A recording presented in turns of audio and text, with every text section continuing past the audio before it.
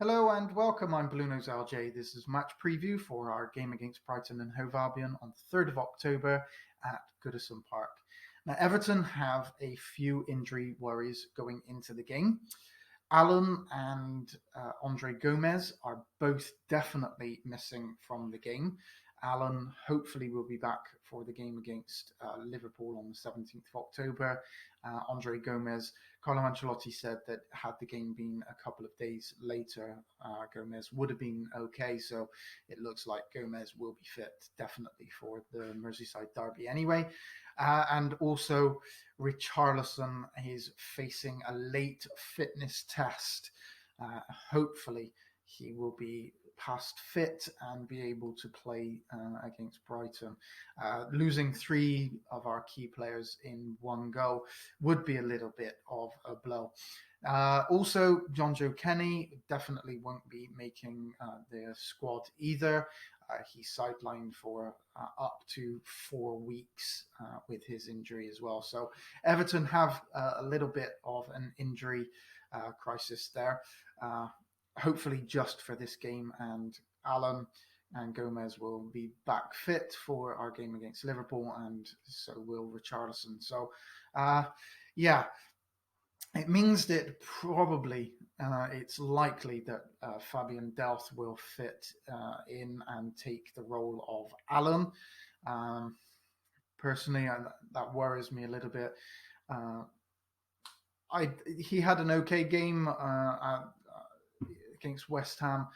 Personally, I just don't like Fabian Delph. I would sooner he leave the club, but we do need him possibly at the weekend. So maybe leave after that. It's just a thing. I just don't like Fabian Delph. I don't think he's good enough. He's injury prone, and I don't actually like him as a person. He doesn't come across as that person, but that's a personal opinion. Maybe other Everton fans out there have a different opinion. It's just my opinion. I, Losing Alan is a massive blow because I don't think that we have anybody really in his mould to cover him. Whereas with Andre Gomez, obviously that is another huge miss, but we do have some players who can play that kind of role. Maybe obviously not as good as Andre Gomez, but we do have Sigurdsson, and I would expect Sigurdsson to fill the role of Andre Gomez. But we also have Bernard and Iwobi who can kind of sit there as well. So I would expect Sigurdsson. And although I have been a critic of Sigurdsson from last season, the way that he played last year, I think he's this season different type of role. Obviously, different manager. He's not playing as much. When he has played, I think he's looked quite good. He's looked like not quite the Sigurdsson that from 2 seasons ago, but a lot better than last season. I think the role that he was playing in last season and with the midfield, I just don't think anybody could really perform well in that midfield. So, and we saw it with Andre Gomez as well. So I'll be happy for Sigurdsson to sit there. Now, if Richarlison is injured and can't make it, then we have replacements for him. Anthony Gordon can obviously do that job. And maybe Bernard could sit there as well. Could be Iwobi. We could bring in Walcott. So we do have options. Obviously, they're not the same as the three players that are going to be missing, but we do have a squad, and that is the whole point of having a squad. Is you are going to pick up injuries during the season.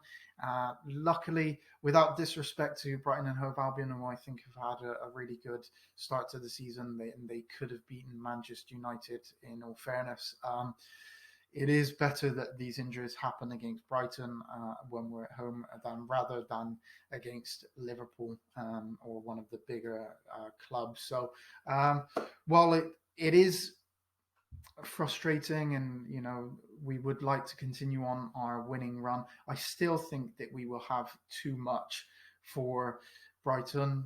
We should do, even with bringing in players, Sigurdsson, Bernard, Gordon, whoever we bring in, we still should have enough. Brighton are a good side. If we take it lightly, we will get beat. There's no question about it.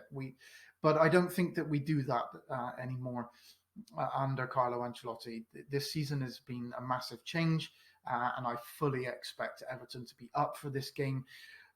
We've won 6 games out of 6. We're playing really good football. There's no reason for us to, even with a couple of injuries, there's no reason for us to think that we shouldn't be winning this game. We should be winning this game. Hopefully, it will be 7 out of 7, and we can go into that Merseyside derby after the international break with a perfect run.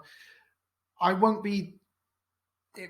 be the end of the world. I won't be too disappointed if Everton can't maintain that run, but it would be very nice to go into that Merseyside derby 7 out of 7, especially as Liverpool are out of the Carabao Cup as well, and hopefully they drop some points this weekend, and we'll see whether we can continue that run all the way up past the Merseyside derby. But yeah, it will be nice to go into that derby undefeated with 7 out of 7. That's it for this video. Thank you very much for watching. Please subscribe if you want to be in with a chance of winning the new Everton football shirt. Draw being made on the 1st of November. Sorry. You have to subscribe to this channel and also comment the size and color of the shirt that you would require on the prize video. Thank you very much for watching.